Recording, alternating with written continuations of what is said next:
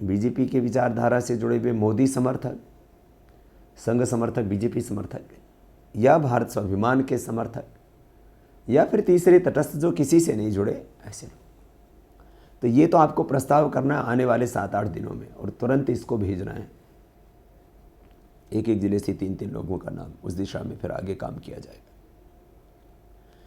ये तो एक जो अभी तुरंत करने वाला काम आपको बताया। और अभी सभी भाई बहनों को यह जो काम करना है, इस काम में एक सावधानी रखनी पड़ेगी। जब तक आध्यात्मिक काम करते हैं तब तक हमारे मन में कोई विकृति नहीं आती है, लेकिन जैसे ही ये सत्ता और व्यवस्था परिवर्तन का काम शुरू करते हैं तो उस समय फिर रजोगुण आ जाता है। उस समय फिर जो है फिर राग द्वेष बढ़ जाता है। ऐसा नहीं होना चाहिए बिल्कुल भी। जब ये सत्ता और व्यवस्था परिवर्तन के काम में लगते हैं तो क्योंकि दोनों विरोधाभासी कार्य हैं, एक अध्यात्म का कार्य, योग का कार्य जो पूरी तरह से सात्विकता वाला कार्य है, और इस कार्य में बड़ा राग द्वेष होता है।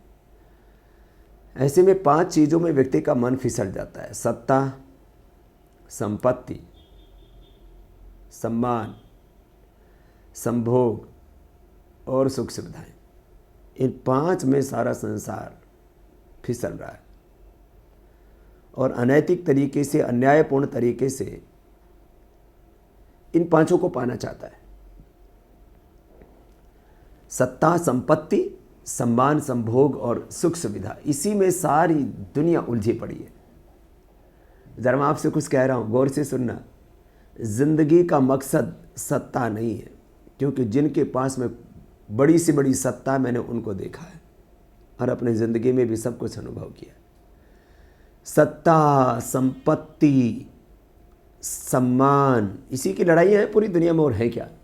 नोट कर लेना इन 5 शब्दों को: सत्ता, संपत्ति, सम्मान, संभोग, भोग, वासना। इसके पीछे पागल हो रखी दुनिया। क्या क्या क्या अनाचार नहीं होता। और सुख सुविधाएं,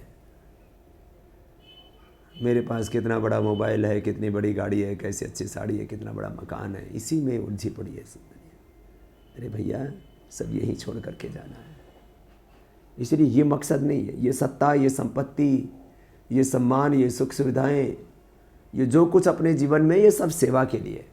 तो जिंदगी का मकसद सत्ता, संपत्ति, सम्मान, संभोग, सुख सुविधाएं नहीं। सब मेरे साथ में स्वर से स्वर मिला करके बोलेंगे, जिंदगी का जो अल्टीमेट गोल है, अंतिम लक्ष्य है, वो सेवा है। तो सब मेरे साथ बोलेंगे, जीवन का लक्ष्य क्या है? सेवा। सब बोलेंगे, जिंदगी का लक्ष्य क्या है? सेवा। सेवा। सारी सृष्टि सेवा कर रही है। अपने सब पूर्वजों ने भी सेवाई की। ये सूर्य, ये चंद्रमा, ये धरती, ये पेड़ पौधे, ये वनस्पतियाँ, ये गाय, ये भैंस, ये सारी सृष्टि देखो तो। पेड़ पौधे अपने लिए ऑक्सीजन दे रहे हैं, फल फूल दे रहे हैं। ये धरती माता अपने लिए अन्न, शाक, सब्जियां, फल फूल सब दे रही है। तो सारी सृष्टि सेवा कर रही है। और अपन ने भी सेवा की, इसलिए अपने को अच्छा दिमाग मिला, अच्छा स्वर मिला। हमें अच्छा दिमाग मिला, अच्छा स्वर मिला, रूप लावण्य मिला, शक्ति सामर्थ्य मिला, ये मनुष्य का जन्म मिला, अच्छे माता पिता मिले, समर्थ गुरु मिले, जीवन में ठीक ठीक समझ पैदा हुई। ये अपनी सेवा का फल है। सेवा करके ही व्यक्ति के पुण्य बढ़ते हैं, और जब पुण्य बढ़ते हैं तो ही मनुष्य का जन्म मिलता है, तो ही उत्तम कुल में हमारा जन्म होता है, तो ही हमें कोई सद्गुरु, समर्थ गुरु मिलता है। और उस गुरु के सानिध्य में आकर के, गुरु का सानिध्य पाकर के, हमारे इस जीवन की सारी उलझनें, सारी ग्रंथियां सारे संशय, सारे भ्रम, सारा अज्ञान छटता है। तो सेवा की थी इसलिए आप का उत्तम कुल में, उत्तम वंश में जन्म हुआ।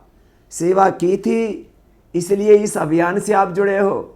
नहीं तो न जाने कितने लोग बीड़ी सिगरेट शराब पी करके और ऐसे ही जीवन को नष्ट कर रहे हैं।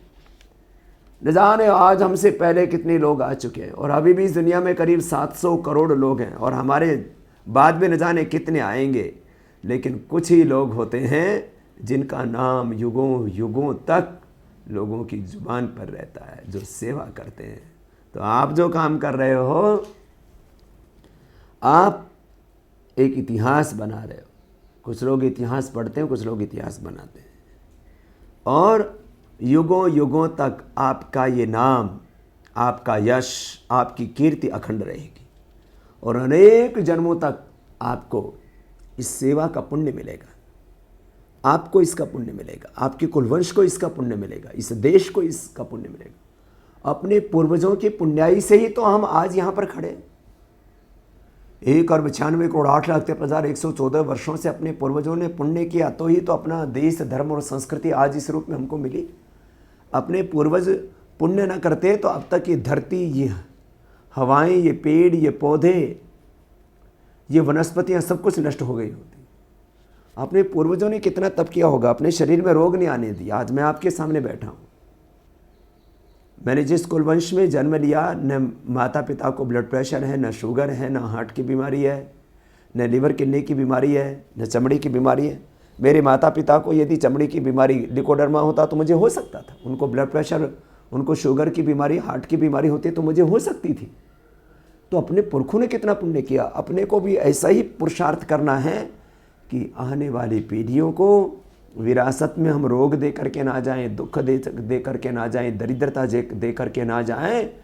अभी तो ऐसा पुरुषार्थ करें कि हम तो सुखी हो ही जाएं और आने वाली पीढ़ियां भी युगों युगों के लिए सुखी हो जाएं।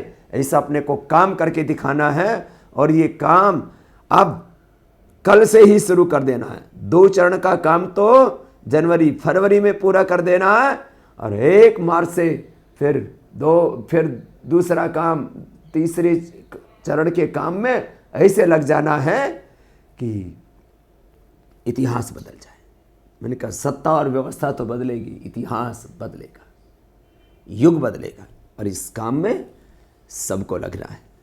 तो भाई बहनों, जो मैंने आपसे बात कही कि जिंदगी का मकसद सेवा है। क्या है जिंदगी का मकसद? सेवा। सेवा तो आदमी को ढूंढते रहना चाहिए कि कहाँ मुझे मौका मिले। जितना हम सत्ता, संपत्ति, सम्मान और संभोग, सुख सुविधाएं भोगते जाते हैं, उतने अपने पुण्य क्षीण हो जाते हैं। व्यक्ति को ऐसा लगता है मैं सुख सुविधाएं भोग रहा हूं, बड़ा सुखी हूं। सुख सुविधाएं भोगने वाला सुखी नहीं होता, दुखी होता है। जितना सुख सुविधाएं भोगोगे उतना तुम्हारे पुण्य नष्ट हो जाते हैं, क्षीण हो जाते हैं।